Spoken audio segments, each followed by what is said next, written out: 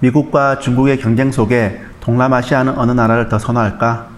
싱가포르 국립대학교의 동남아시아 연구소의 2020년 The State of Southeast Asia의 서베이 리포트를 소개해드립니다.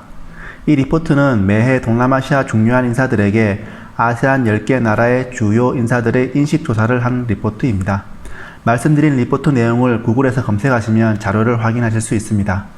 고정 댓글에 리포트 이름을 남겨드릴 테니 궁금하신 분들은 참고하세요.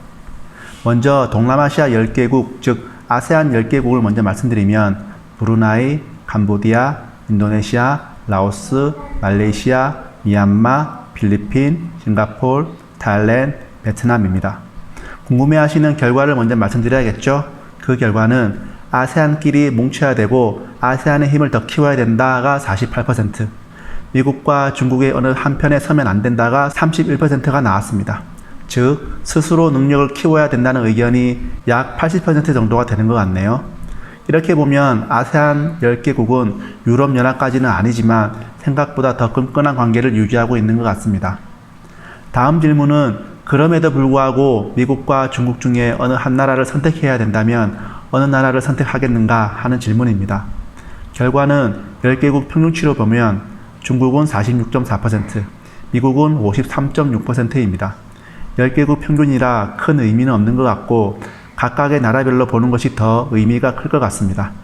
과거에 미국과 전쟁을 치른 베트남은 어떨까요? 선택받은 비율은 중국 14.5%, 미국은 85.5%입니다.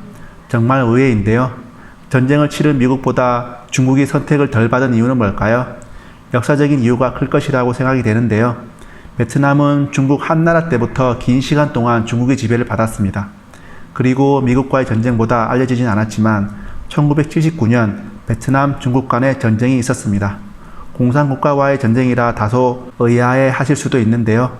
베트남에서 중국계 주민과 화교를 대량 추방한 데서 대립이 발발했다고 하네요. 그리고 또 한 가지 이유로는 아마도 중국의 요즘 주변 국가의 역사를 꾸미는 4대 공정 때문일 것이라고 저는 생각합니다. 한국과의 동북공정, 신장 위구르 쪽의 서북공정, 티베트 쪽의 서남공정, 그리고 마지막 지금 이야기에 해당되는 해양공정입니다. 해양공정 중에 남중국해에 관련된 내용인데요.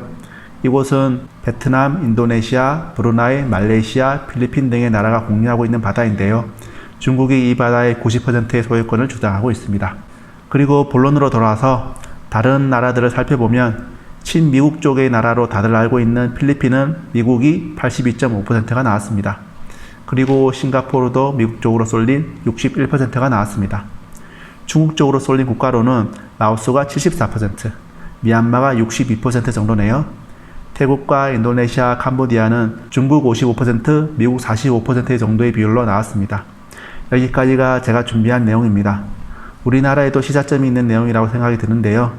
여러분들의 생각은 어떠신가요? 이상 라오스 쫄보부부였습니다. 컵자이